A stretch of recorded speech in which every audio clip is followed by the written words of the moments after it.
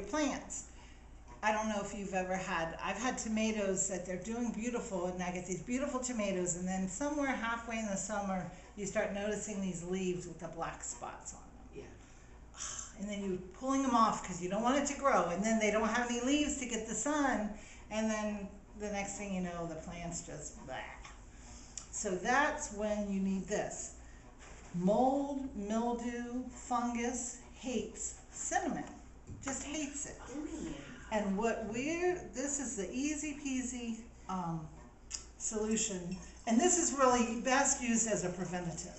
So I'm going to go out tonight after, I didn't make this before because I knew I didn't need too much more than this, seeing as I only have one tomato.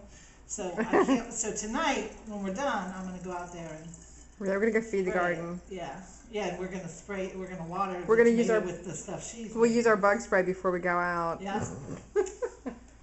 So anyway, so all this is distilled water. Okay?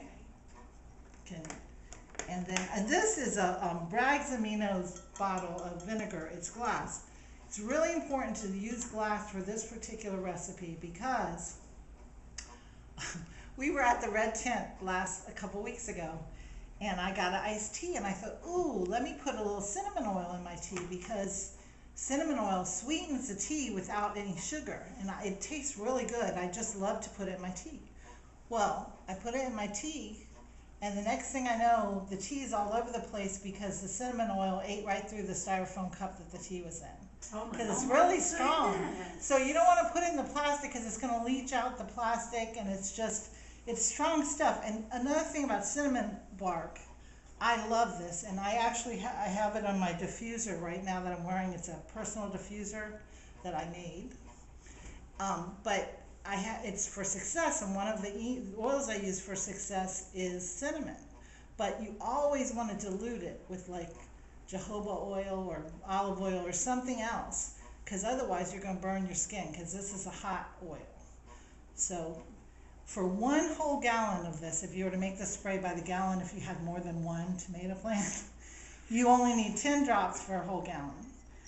This is less than a gallon, so I'm going to use 3 drops for this liter.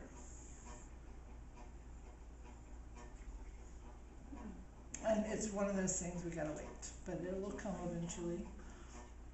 But can you smell it from there? I mean, cinnamon is so strong, and it's really good for prosperity, just so you know. So I particularly like it. We're all gonna buy cinnamon now. I like to mix cinnamon and grapefruit for my house because grapefruit makes me happy and cinnamon makes me rich. 1, 2, 3. 1, 2, 3. Did I get 4? 3. I think you got 3. I think it was 3. Good, because Under the counter. well, it's so strong. Really, I don't know. I burn your wouldn't want plant. it to be. I'd rather go weak than strong on this particular one, because.